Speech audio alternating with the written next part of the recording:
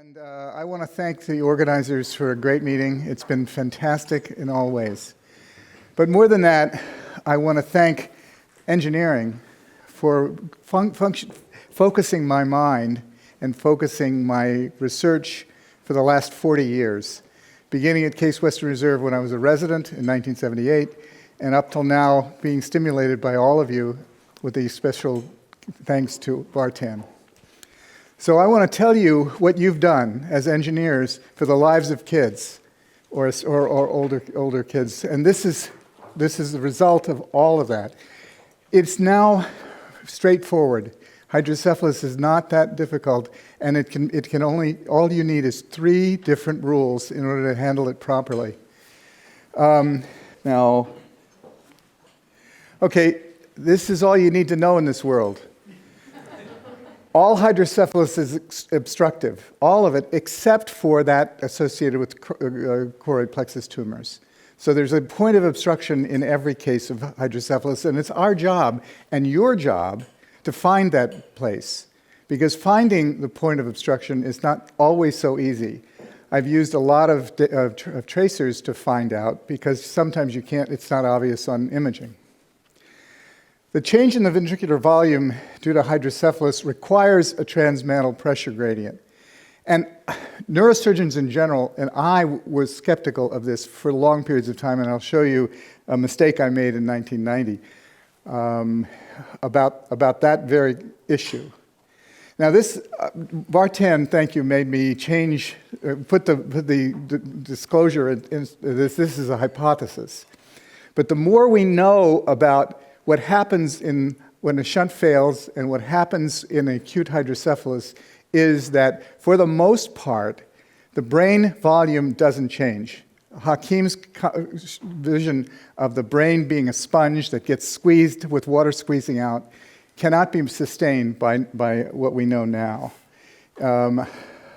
That'd be a whole nother half hour to give you the data on that. But just at least think of the time that we'll go into that. Now, it started out with the mechanical engineers, electronics research center, and the people who did the mathematical modeling at Case. We started off with everything we could find out about the physics of CSF, and we came up with this as a structure that all of the CSF compartments, including the cortical subarachnoid space, lie within the constraints of the skull. That's the Monroe-Keeley hypothesis. Doctrine is religious or political. It is not scientific. So the spinal subarachnoid space stays outside of this, and it creates a capacitance element. So after that, we began doing experiments, and the engineers designed these experiments so that I could look at each of these potential points of obstruction. And I put transducers in almost every place you can possibly think, and in both animal models and when it was feasible, when I got these informations from usually children, but for patients being treated for hydrocephalus.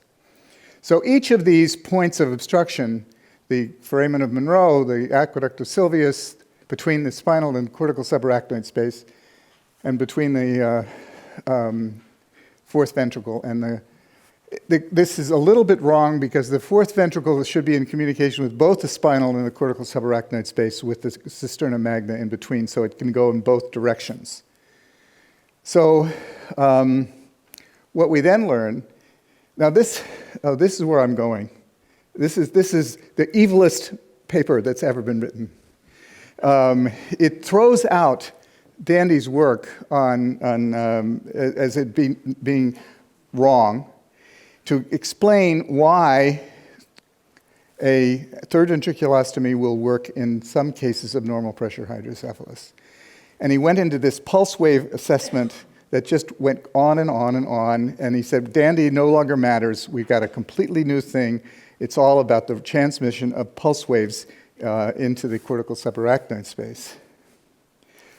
Well, this is why I asked you about what communicating hydrocephalus is. Of 11 people who answered this, 8 people said that it's an inability to absorb spinal fluid and leading to ventricles getting bigger, which really denies the presence of a transmantle pressure gradient. And so Dandy defined communicating hydrocephalus is he put blue dye in a brain in the ventricle of a human or an animal, and then did a spinal tap. It was blue, and from that he said communicating hydrocephalus communicates between the ventricle and the spinal subarachnoid space.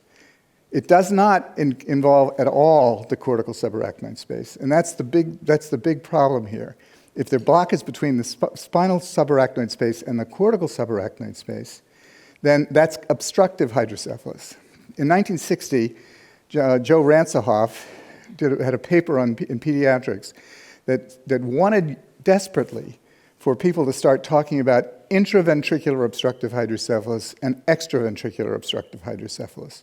Because the only time, except for the choroid plexus tumor, that you can get hydrocephalus without blockage of the cortical preventing CSF from getting into the cortical subarachnoid space occurs in infancy when the skull is transmitted. You cannot make hydrocephalus by tying off veins. You cannot create hydrocephalus beyond the fixation of the skull without a point of obstruction that involves at least the cortical subarachnoid space. So the evidence for that, and there are many more things I could put in it, but if you look at the cisternograms, they would put a radioactive tracer into the spinal subarachnoid space. It went into the ventricles and stayed there for 3 days and finally got up over the convexity. So what can that mean except that there's a failure of flow or a high resistance to flow into the cortical subarachnoid space in normal pressure hydrocephalus? And that continues to this day. If the R0 is high, a lot of these things. It explains then why in a significant percentage of people with normal pressure hydrocephalus, a third ventriculostomy is a good thing to do. It can work because it can get the spinal fluid from the floor of the third ventricle into the intrapeduncular cistern. And then you look at the analogy to secondary normal pressure hydrocephalus, and you know that that's usually due to an infection or to a hemorrhage or something like that, and there's a scarring at the skull base that leads to this. The problem is that there's so few. There are only about 3 that I could find, 3 papers about the pathology of people who had improved after a shunt.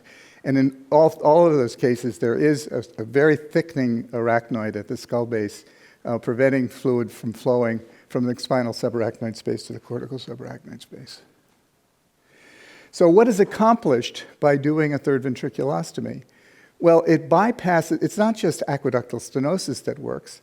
It also works when there's a failure of flow out of the fourth ventricle. Even when it gets into the spinal subarachnoid space, it will open up the cortical subarachnoid space. And so a third ventriculostomy should be used a lot more than it's ever been considered. And pediatric neurosurgeons know that reasonably well. I think most people who, I don't call them adult neurosurgeons because they're not very adult, but general neurosurgeons who treat adults primarily. Sorry, Mark. I know you started off life with the real world and then you went to the dark side. So what is the significance of expansion at the time of shunt failure? Well, the issue is that the ventricles won't get bigger if the ventricular CSF and the cortical subarachnoid space are seeing the same space. If there's no restriction of flow between the ventricles and the cortical subarachnoid space, the ventricles can't get bigger. So I'll show you this in a second. I had this conversation with Fred Epstein, one of the real heroes of pediatric neurosurgery, and he said, do you mean to tell me that the only thing you need to know to say a patient is a candidate for third ventriculostomy is that the ventricles get bigger when the shunt fails? Yes, the answer to that question is yes. So this came as a result of, I was also lucky to be in a situation in which the groups of people who were poor, who had children with hydrocephalus, were put together in the same groups. And so I had huge numbers of patients with hydrocephalus that I took care of, starting in Cleveland and then moving to Phoenix. In both of those states, there's a real attempt to put children who have birth defects into a single area so they can get multidisciplinary care. That's not financially feasible in most places in the United States, unfortunately.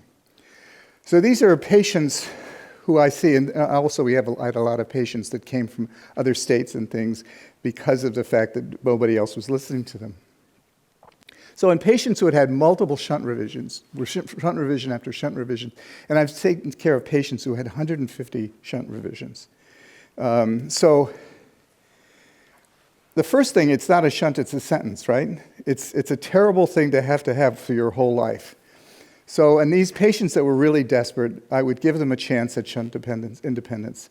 So I'd take the shunt out and replace it with an external drain so that I can control things safely. And then under controlled situations, I'd turn the shunt off, and three things could happen.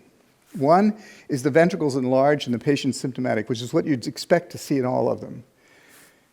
We performed a third ventriculostomy on there, and 80% of them went home without a shunt and have not had to have shunts since that time. So all you need to know is that if the ventricles get bigger, that you should at least consider a third ventriculostomy. Every time I'd put a shunt in a child, I would tell the parents that when it fails, it's likely that you're going to be offered a third ventriculostomy. There are new things that are going on now. They're adding choroid plexectomies to third ventriculostomies and finding better improvements in babies. The second thing is the ventricles enlarge and the patients are asymptomatic. And I don't operate on MRI scans, I operate on people. So if they're asymptomatic, they may develop MTH later, they may well do that, but they go home without a shunt. We remove the shunt. Now the third group is the most interesting. This is something called normal volume hydrocephalus. We'll talk about it in a minute. These are patients who the cause of the hydrocephalus in the first place relates to venous hypertension. And if I tied off your jugular veins, you'd get a really bad headache, papilledema, but you'd not have ventricular megaly. And that's because it is a terminal CSF absorption difficulty. But in infants, and I'll show you that in a second, in infants, the head can keep growing and growing and growing. And the ventricles get bigger and the cortical subarachnoid space gets bigger. The fontanelle gets bulgy, so people do a shunt, or I did a shunt, and then all hell breaks loose. So for these patients called normal volume hydrocephalus, where they have very high intracranial pressure but no increase in the ventricle size, you have to find a way to get the spinal fluid out of the cortical subarachnoid space, because that's the problem. The cortical subarachnoid space distends, and we have a reverse gradient from outside to in rather than inside to out. So the treatment of that is to do a shunt that accesses the cortical subarachnoid space. If they have the dandy form of, I'm sorry if it seems like I'm getting sort of emotional. This is something I've been working on for 40 years, and I'm really, really happy I get an opportunity to do this to you. This makes my year. So what I decided is what's the best way to get both the ventricle and the cortical subarachnoid space at the same time? It's a lumboperitoneal shunt. And everybody hates them, but they're wonderful for this. And Gordon McComb had a paper on the patients who he found that it had been children who had no increase in ventricular size when the shunt failed and they were really sick. And for him, it was 9%. But please note that it only happens when the shunt's placed in the first year of life. So Now we're talking a little bit about brain volume. This just came to me like an epiphany. This is just solid geometry. If you look at these two models, the brain volume is the same. And these are shown, and the volume is dependent on the cube of the radius. So in both of these cases, all you see is a redistribution of the cortical subarachnoid space to the ventricle or the other way around. And so the more you look at this, you can't see that on a CT scan. It's the difference between 1 millimeter and 3 millimeters in a CT scan is lost completely. You can probably see it, and we can probably find it in a T2 weighted MRI scan with high T2 weighting. And Steve Schiff is actually working on that. He's doing what we really need to do is be able to measure brain volume when we treat hydrocephalus, because I strongly, and this is just a belief, but it's after looking at this for a long, long time, I really believe that when a shunt fails and the ventricles get bigger, nothing has happened to the brain except it's been squeezed outward, and the volume is the same.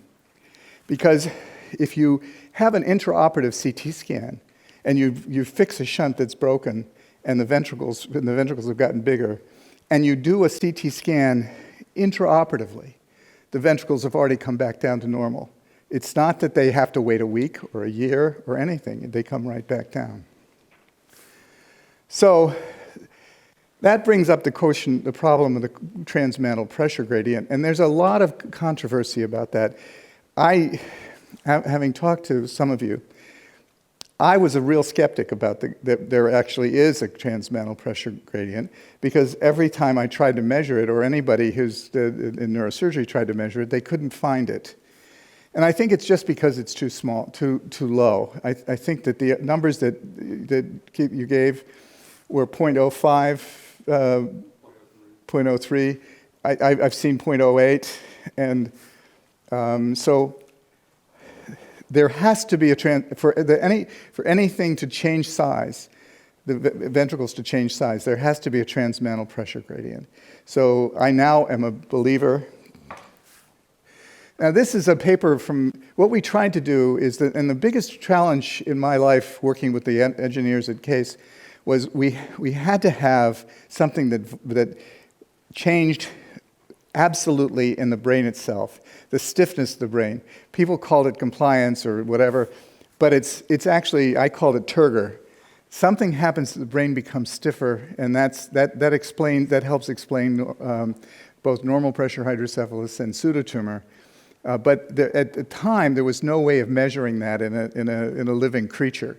Now, elastography gives us the hope that we can actually measure the viscoelastic properties of the brain, but so far I haven't had a lot. So what we did is did a similar thing to what Mark did.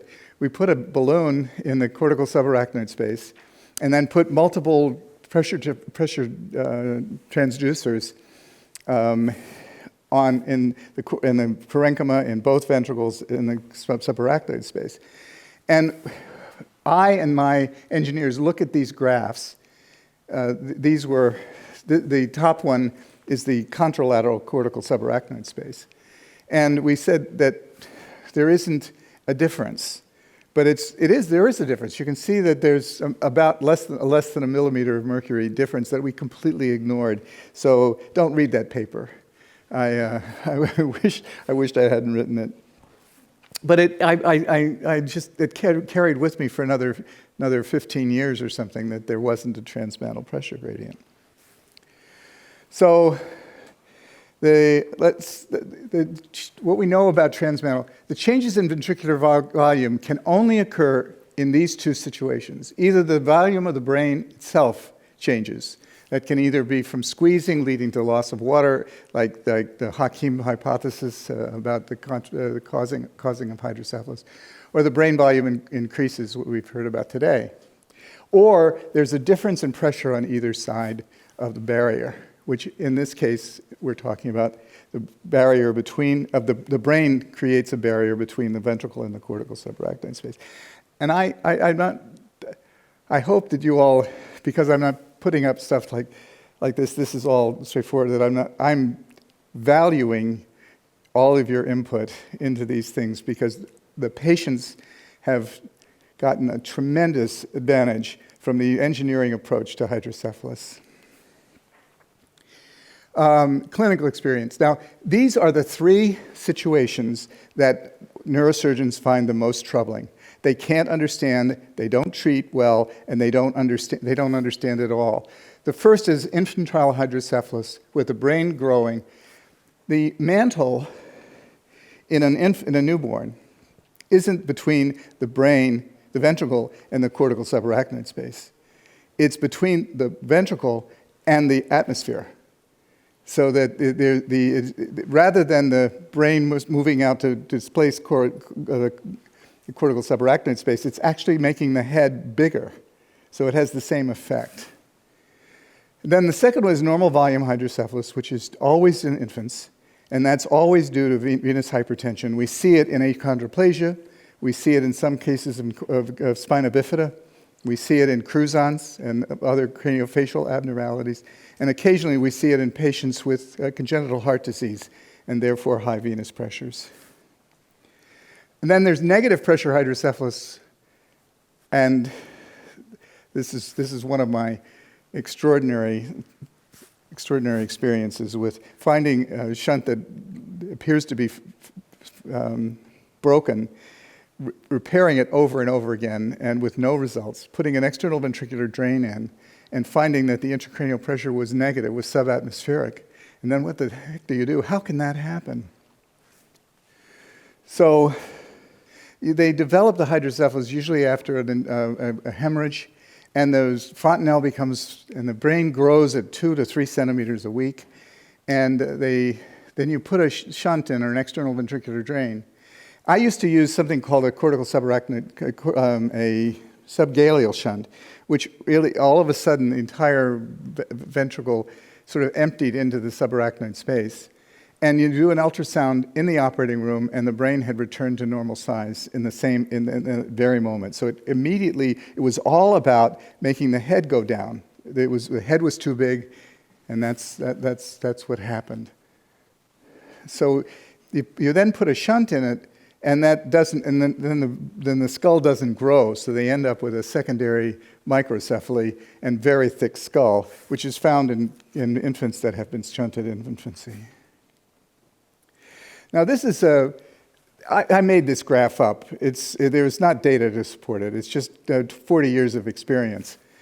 If you do a subgaleal shunt, the ventricles are getting huge, and the head's growing, and then you put a subgaleal shunt in, and immediately it goes back to what it was before the hydrocephalus started. That you can see that in the operating room. But if the skull is not easily distensible, and they develop hydrocephalus, and the head's gotten bigger but not fast, and you put a shunt in, it takes 18 months for the ventricles to come down to normal size in general. That's from the Shunt sign trial.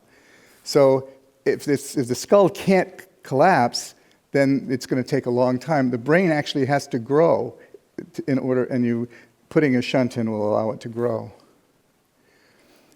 So we've already, I thought I had gotten rid of that slide. Now this is an extraordinary, everything is about serendipity. This is about a young woman who's now 23, and I'll talk to you a little bit about it in a minute, but these are both Brittany. And on the right, it's a patient, she's got a shunt in place since infancy. She's now 9 years old, and she's got an ICP of 75 millimeters of mercury. And this is that's the other way around. This one she's 9, this one she's 17. This is her, she has a shunt in that I'll talk to you just a minute about. So this is normal volume hydrocephalus. You can see that as soon as you put the shunt in, the ventricle starts collapsing around the shunt tubing, and they have one abnormality and one obstruction to the shunt over and over and over and over again. You keep putting different shunt valves. They call me all the time, what valve do I use? And I said, well, what's the child like? What's the kid like? So what has happened is, and we can see that on a T2 weighted image for MRI scan, that the cortical subarachnoid is expanded and the trans-mantle pressure gradient is inward rather than outward. And that they can develop very, very high, life-threatening intracranial pressure. So this is treated by putting catheters in both the if you can't do a lumboperitoneal shunt. In achondroplasia, they have such severe spinal stenosis you can't use lumbar shunting. So what you do is you put a catheter in the subcisterna magna and a catheter in the ventricle and hook them together so that you can get rid of the transmantle pressure gradient externally and then have a distal valve. So that's what I did with her. It was one of the first ones I had done. So this is she at 9.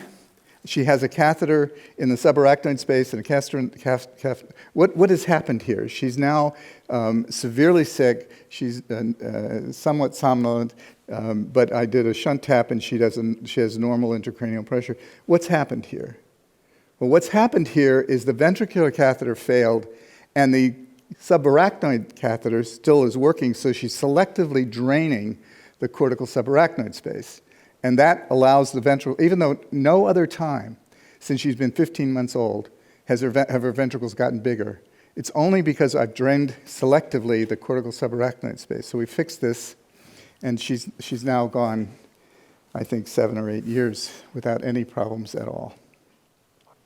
So this is the negative pressure hydrocephalus situation.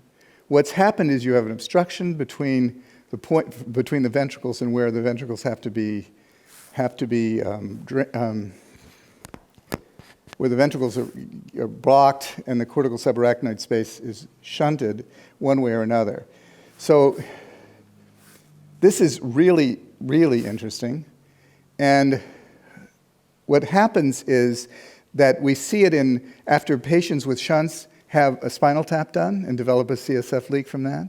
Or they are patients who have unrecognized lack of communication, who have a rupture of a Tarlov cyst, which is called spontaneous intracranial hypotension. We see it more and more and more and more.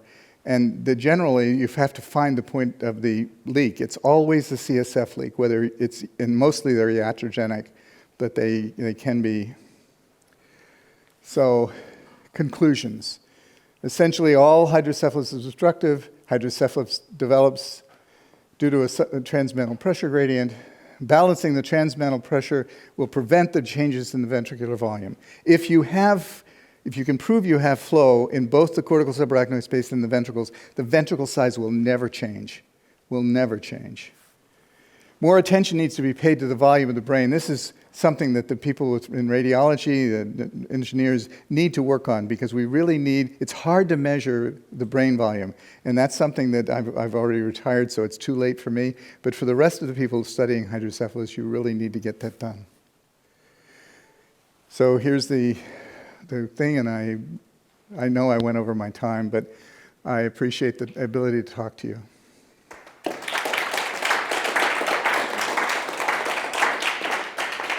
Any questions or comments? Yes. Thank you. That was very informative for us non-neurosurgeons here. So Hal, you very firmly state that almost all hydrocephalus is obstructive. So given that there have been reaffirmed many times here that we cannot measure CSF secretion rates in humans, how do you get to the conclusion that there is absolutely no incidence of hypersecretion of CSF? No, I didn't say that. I never said that. Hypersecretion of CSF occurs in the case of a choroid plexus tumor. Whether it occurs in other situations is yours to prove. But I don't deny the fact that if we have abnormal production of CSF within the ventricular system, that it could be significant enough to cause hydrocephalus. I'm not saying that at all. Okay, we completely agree on that. Okay, very good. Thank you. Other comments, questions? Okay. I will say that I've had patients similarly, small ventricles, you can't get them bigger. They undergo just an LP, and all of a sudden the ventricles blossom. Sure. And people always say, oh, the brain has no no compliance and will never get scarred, and that's not true. No. The turgor changes in a minute, depending on how you drain. Well, it's the transmantle pressure gradient that you've now changed the physics between the ventricle and the cortical subarachnoid. So has anyone looked at these patients, obviously much later, and actually looked at where there might be obstructions post-mortem? I mean, do they have scarring in the subarachnoid space that would like around the brain? Is that in these cases?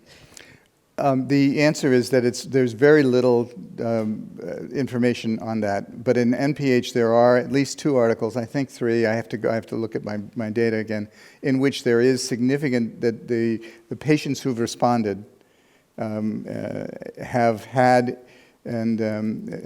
scarring at the skull base around the cerebellar tonsils. Hal, I would like John Vartagis to weigh in about the brain volume. Because in what you showed in the pipeline that you had with your colleagues, it seems like segmentation of the brain was done automatically. So would you expect the accuracy to be high enough to where you would see also smaller changes in brain volume?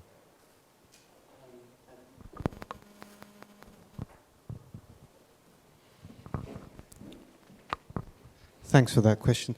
I think at this point, in terms of the segmentation algorithm that we use, it would be accurate enough to obtain more intricate changes in the volume of the brain. It's more of the question whether we could use it at the level of a mesh, because it's not that refined at this point in time. So we use approximately 2 million elements, which is adequate for the simulation at hand. We can measure atrophy, as I showed in some of the underlying statistical analyses.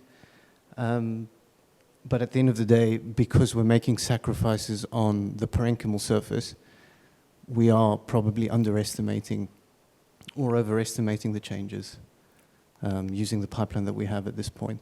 But that could be easily refined. If we want more accuracy and we're willing to wait a longer time, that's okay. So for anybody who has something to make neuroradiologists think a little bit more than they do, if you get skull volume, interskull volume, and then you take it all into high T2 weighted imaging, and use the region of interest to be the ventricles, and find out their volume. Then you take the whole, all T2 weighted imaging and find out the volume of that. Then it's pure, easily, first or second grade mathematics to be able to get that. But it would be a long sequence, I think, and so it's doable. It just needs somebody to decide that it's important enough to do. I just comment a bit on this as well. I mean, we have used freezer for FSL and so on for segmentation of the brain and getting the volume out. So it shouldn't be that hard. So I would just like to echo John here on that. It's,